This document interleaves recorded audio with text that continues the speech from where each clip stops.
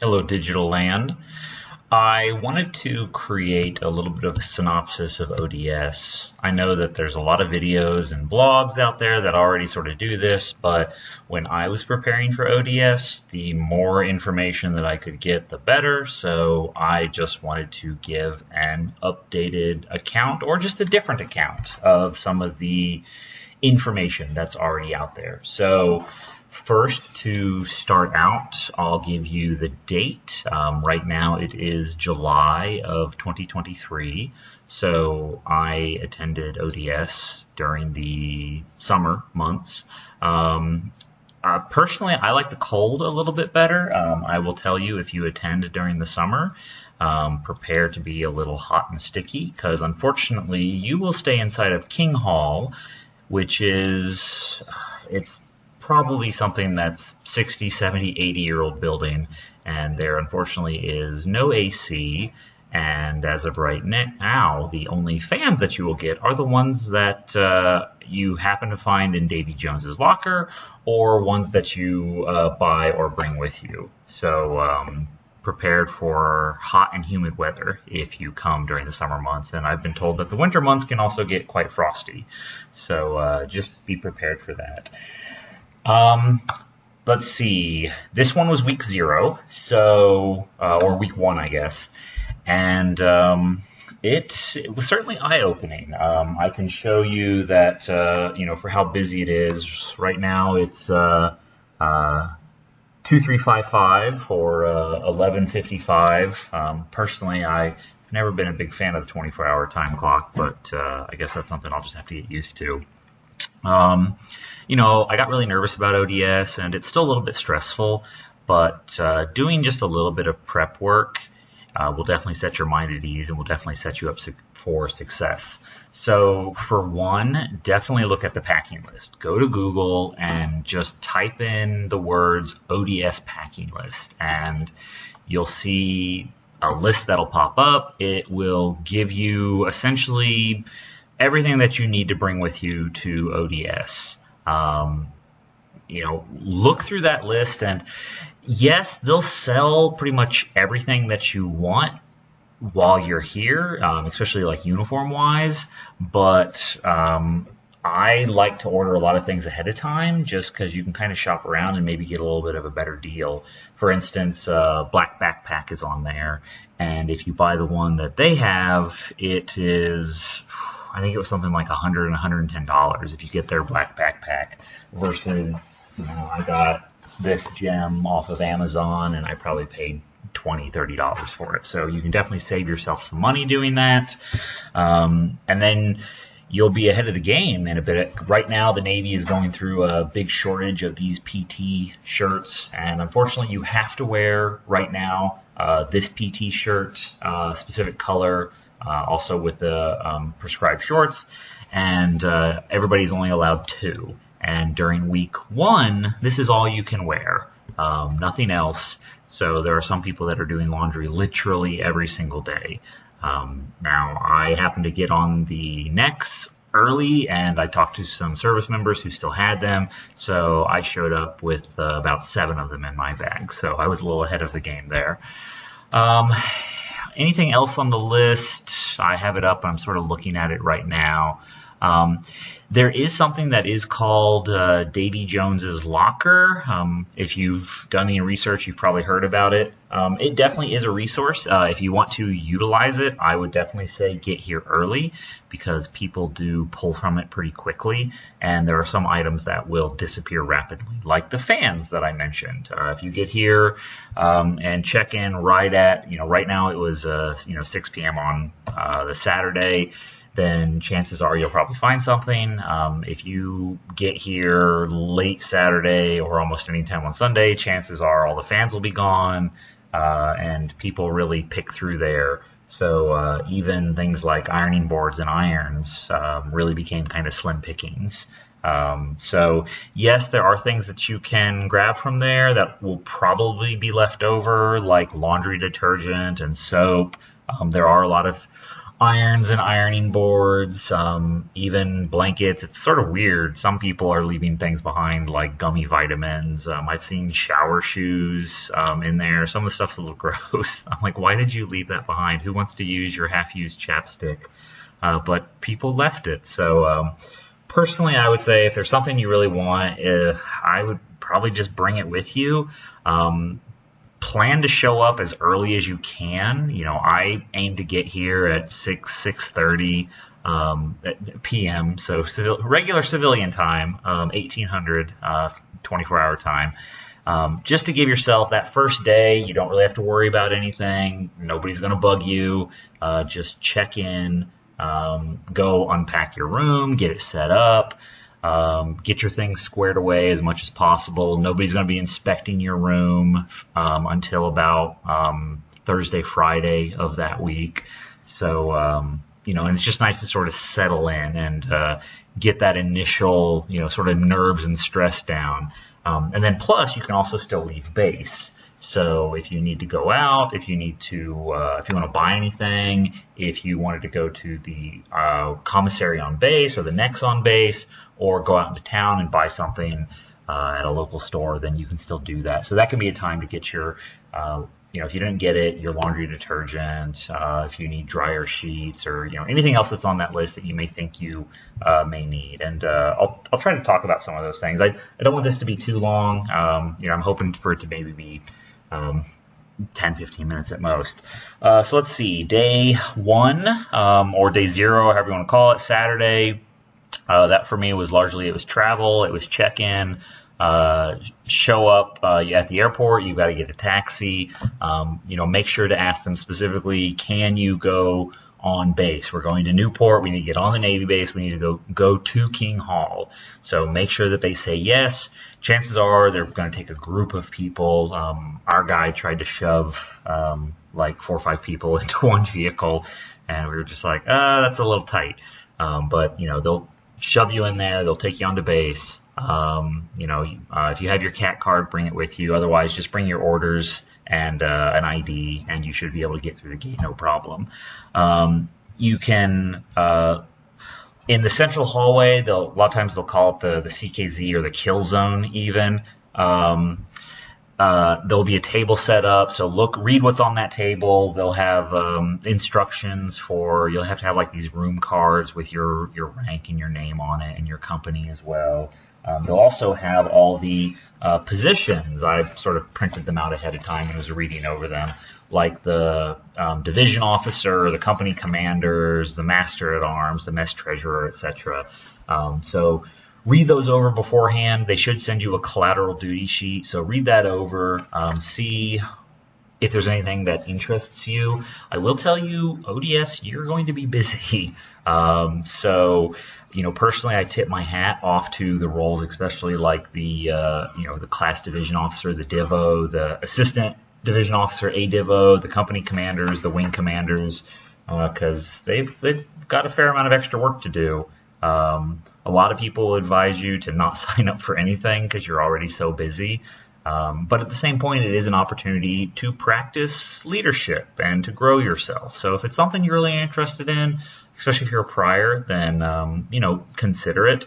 But just know that you're signing up for a fair amount of extra work, that not everybody else has to do. Drill officer is, you're not going to be super busy, but, just be comfortable. You're going to be making mistakes in front of the entire company, but the chiefs, the RDCs, they're pretty good at working with you and giving you instructions. They may kind of make you a little uncomfortable at times with how they talk to you, but they're doing it to teach you. Ultimately, they're here to help you learn and to help you grow. I'm trying to think of any roles that are specifically a little bit easier. Mesh treasurer isn't anything too bad. You just sort of go inside and figure out where we're sitting. We don't even have a guide on yet. You sort of have to earn that. So we won't probably get that till week 2.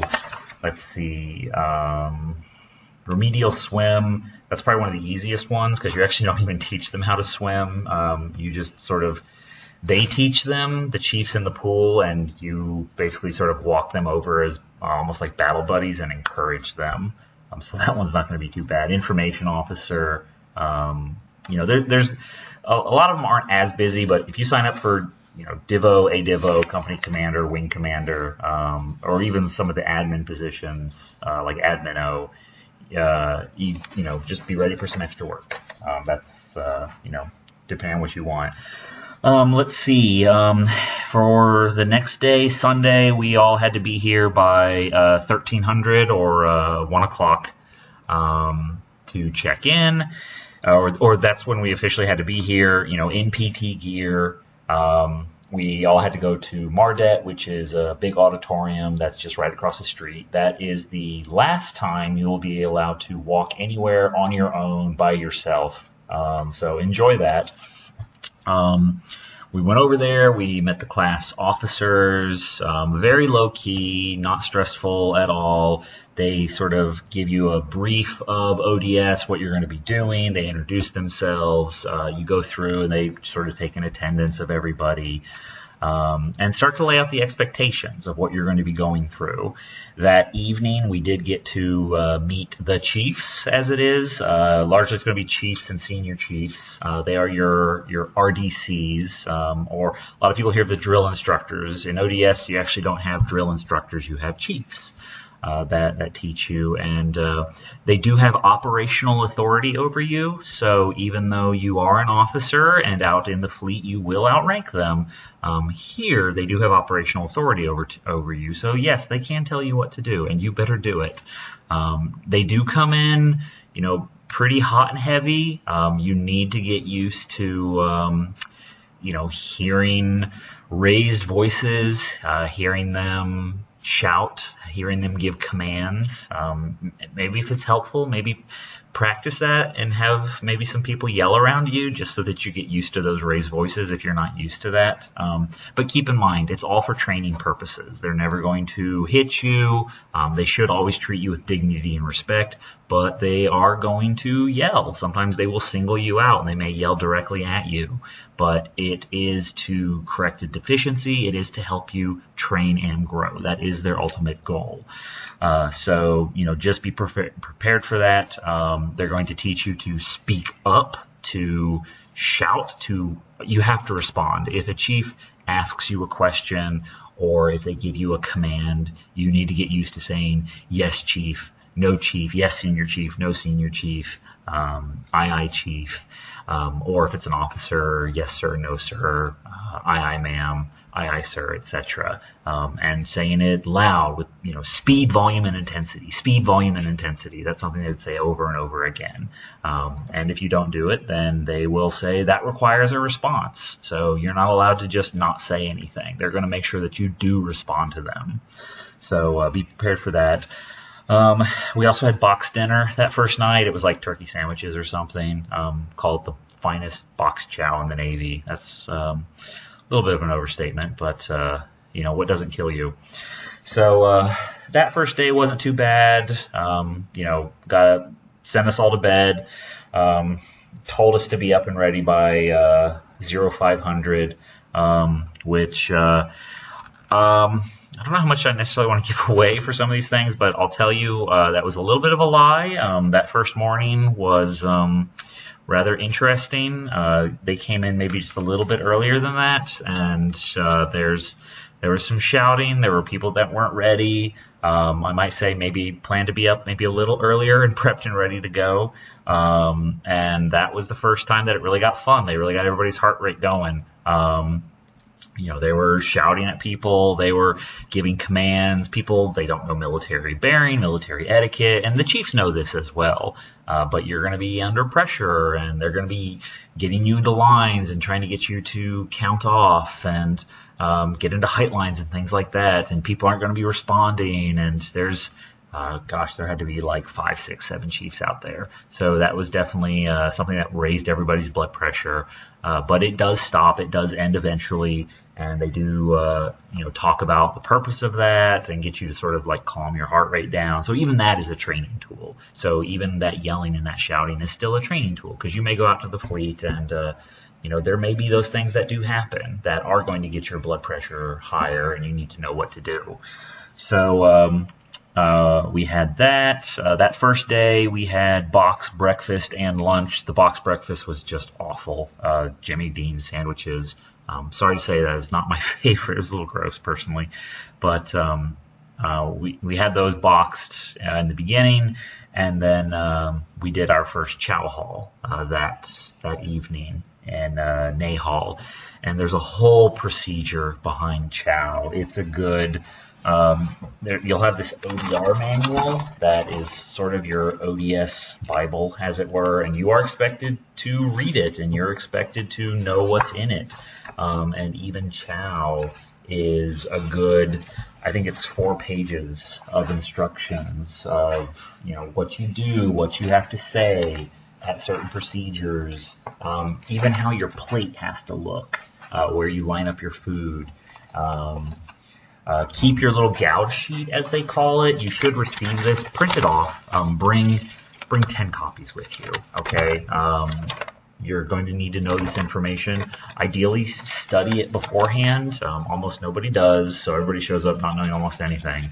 But if you can study it beforehand, you will be ahead of the game. But when you're in chow, and you're waiting for your table to fill up, you're just going to hold out in front of you and sit here and read it, and have to try to study it while you wait for the table to fill up.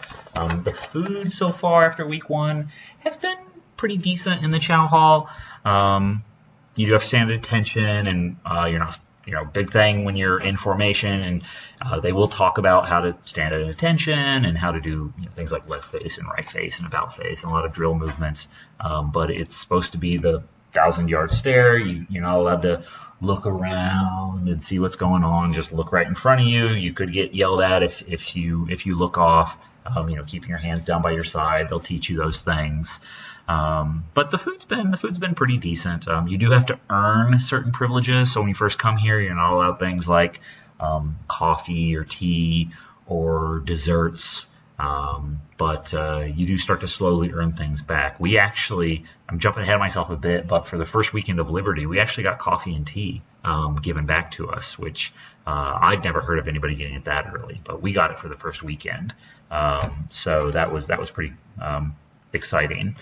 Let's see. I'm not trying to go over everything, but you'll have a lot of initial admin stuff the first week. You'll sit in, we were all in Mardet because our class is about 180, 190 people. So there aren't a lot of buildings that can handle that. So you'll be in the Mardet. It's like the Marine building that's right next to us. So you'll be in there a lot for lectures. There was just a lot of sort of like admin, initial information on medical, filling out paperwork. It's a very administrative week. They'll eventually, I think it was on Wednesday, they'll do a blood draw. They'll take somewhere between 6 to about 11 vials of blood. I hate needles personally, but I got through it. So you will have to do a blood draw. You will do a urine analysis as well early in the week. I don't remember if that was like Monday or Tuesday or maybe Wednesday. They kind of blur together after a bit. But don't be dumb and take anything stupid before you come here. You will take a UA, and I've been told multiple times they will kick you out if you fail it. So, let's see, what else? Blood draw. They'll take you over eventually to buy uniforms. So anything you have not purchased, they will take you over and they will have you buy. Personally, I brought most of everything with me when I came because I wanted to try to cut down on cost. But read over that list, make sure you get if you buy anything, make sure it is required because they will make you buy the proper thing. Black boots, for instance. My group, the CEC, CBs, we don't wear black boots, but I had to buy them anyway, so that was a couple $100 that I guess it's just going to sit in my closet. But it's required for ODS. So expect to spend easily a couple $1,000s or more, probably not over $3,000. They do have something, this sort of star gift card that they will, if you need, you can use, and it'll have something like $1,500 on it that you just have to pay back at the end of ODS. So you can get, like 2 or so paychecks, and at the end you do have to pay that off. And it would be 0 interest. So there is an option for that. But like I said, you can try to get some of the things ahead of time. The NWUs, I got mine ahead of time because I drilled for, I'm a reservist. I drilled for a few months prior, and I could at least get my name tapes on. I had a patch I had put on because week 2 will wear our NWUs from what we've been told, but they don't have time to do all of the like the stitching to put everything on, so you just won't have those things on for that second week. Let's see. You'll go to the pool. Really, your first physical thing, you do have to be cleared from medical for what they call high-risk activities. I know I've gone over 15 minutes. Sorry. But you will go to the pool. You will take the swim test. That was something like a 50-yard swim. You can do the front stroke, the breaststroke, the side stroke, or the elementary backstroke to do it. So you'll just do that 50-yard swim along the side of the pool. Let's see, there was the tower jump. You jump from about 10 feet up, and they tell you specifically how you have to jump. It's like pinch your nose, and it's this sort of abandoned ship position. Cross your legs as you go down in. A few people get a little nervous about it, but nobody's ever been hurt or drowned or anything like that for it. So, yeah, you will have to do that to pass. But you know, they'll help you, they'll encourage you. And if you need help swimming, don't worry about that. They are good instructors. This is what they do. There were chiefs there. They're all lifeguard certified. And, you know, if you need help swimming, if you're not the strongest swimmer, if you're a little nervous, let them know and they will work with you. You know, they were very nice. They're not there to shout at you or yell at you. Largely only the RDCs will do that. So that wasn't bad. What else? Oh, you have to float for 5 minutes, either like on your back or prone.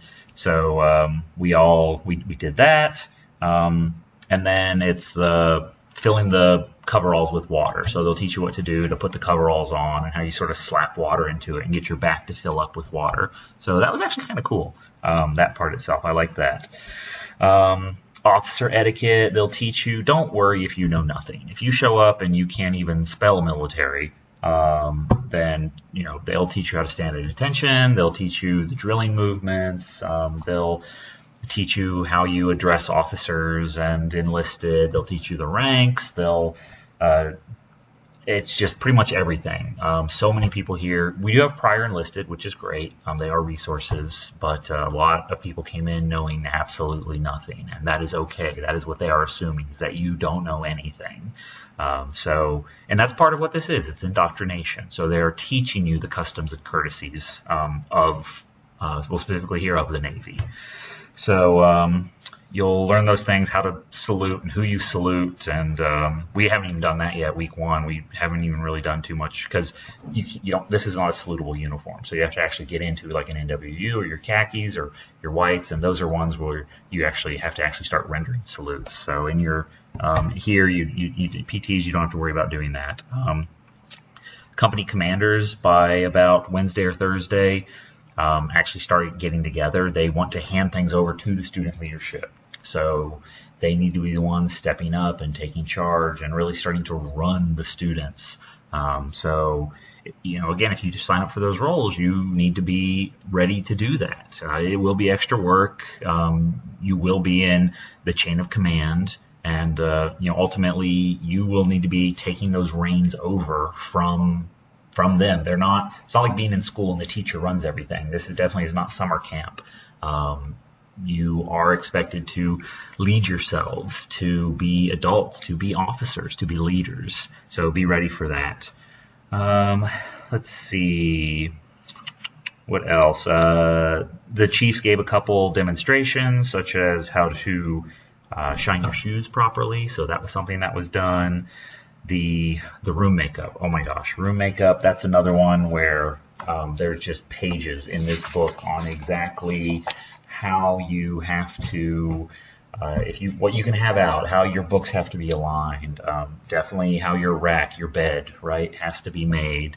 That one, I hate bed making. I think it's just the dumbest activity in human history. But you'll have to do it, and you'll have to have the sheet so far from the headboard, and your fold has to be 6 inches, and they'll come in with a ruler, and if they don't like it, they'll tear your sheets up, or like rip them off your bed. They don't really go into, it probably won't go into your desk drawer, or there's little drawers under your bed. Usually they don't go into those. As far as I know, they really don't ever go into your locker. You are supposed to keep it locked at all times when you're not in there, and console combination set to 0. So, they don't really ever go into that. So you can, sort of stuff, and you're expected to sort of stuff your extra things in there. Now, some people will use it to, let's just say, put in some things that they're not necessarily supposed to have. I mean, nothing awful, but you're only supposed to have healthy snacks here. Now, that's not to say you couldn't show up with a industrial sized box of Snickers bars. But if you get caught with it, prepare for the consequences of said. Snickers bars, you'd probably just have a whole lot of demerits that you'd have to deal with. But in general, they don't expect them to go into your lockers unless they have a reason to, if some health and safety issue. But in general, no, they won't go into your lockers. Let's see. Training timeout, that is a thing. So it's only supposed to be used for emergencies, but we've actually already had a couple happen. One was, it was like the first or second day when we were doing drill. I don't know what that one was. If it was, I don't know if it was a heat. It wasn't too horrible bad, but we had one person, and it's something that's necessary. Some people will laugh about it, but it's, somebody really, they can't stand up anymore. They're about to pass out. In our first PT session, which was Friday, we had somebody that it was really hot, it was really humid. They are really pushing you. It's another time they're going to be shouting at you. They're going to be yelling at you. It's probably going to be a little stressful. And somebody pushed themselves too hard to the point that they pretty much almost collapsed and passed out. They were ultimately fine, but still, we all had to call a training timeout. You turn around, you look away, and the staff rushes over to assist that person. So it does happen, and they are prepared to deal with it. But it is a real thing. There are training timeouts.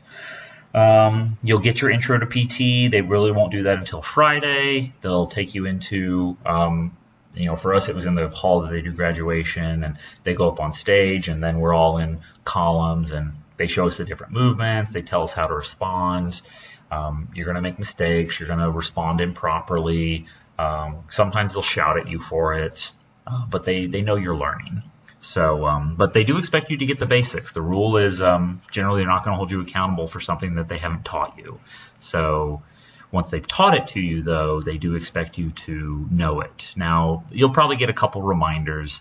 We haven't had any demerits yet. So the demerit system is basically if you get a demerit, you have to work it off. It's supposed to be something that sort of like a training reinforcement tool, something that you should have known, but you've made this mistake several times, or maybe it was a larger mistake, and you'll get a demerit for it. And you have to work it off. It's generally something like 10 minutes of extra PT that you have to do with the chief, and then you work off that demerit. You can do something like 5 demerits a day. If Liberty comes by the Liberty brief on Friday, that late afternoon, if you still have any demerits, you don't get Liberty.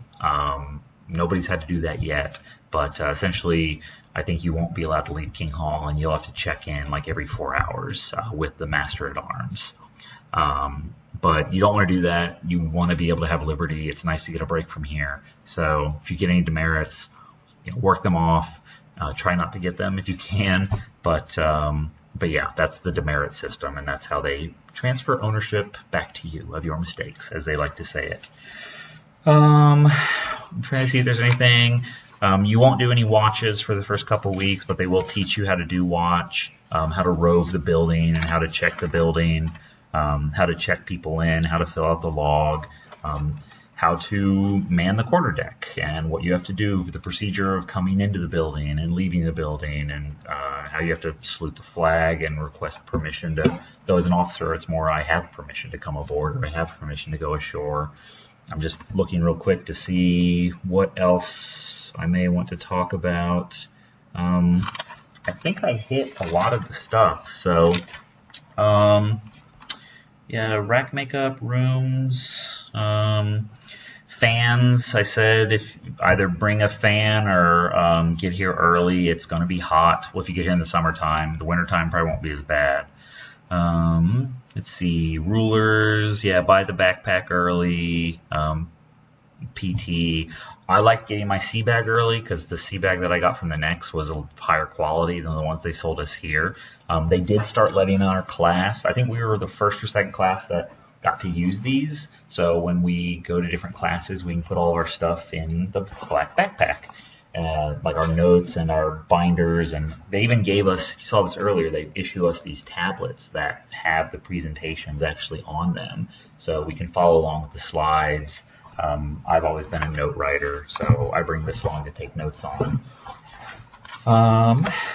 Let's see, anything else? No, they went over GI Bill. They talk about various mental health commands that they'll teach you. Ears open is a big one, where they yell ears and you say open and then listen to them. They'll teach you how to use a couple uniforms the first week. So a big one is the Navy PT uniform. We also went over the Navy working uniform, the camis, right, the camo uniform. So they went over the components of that, how you wear it, how you tie your sleeve, or if you roll your sleeves, how where your patches go, etc. How you wear your, they call it a cover, your hat, right? They'll call it a hat. There's a lot of terminology in the Navy. It's not a hat, it's a cover. It's not a door, it's a hatch. It's not a floor, it's a deck. It's not a wall, it's a bulkhead. So they'll teach you that terminology. I think kind of, Liberty and then my own advice. So our first Liberty, weekend one, it's pretty routine if you study a lot of these. Weekend one, you're not going to be allowed off.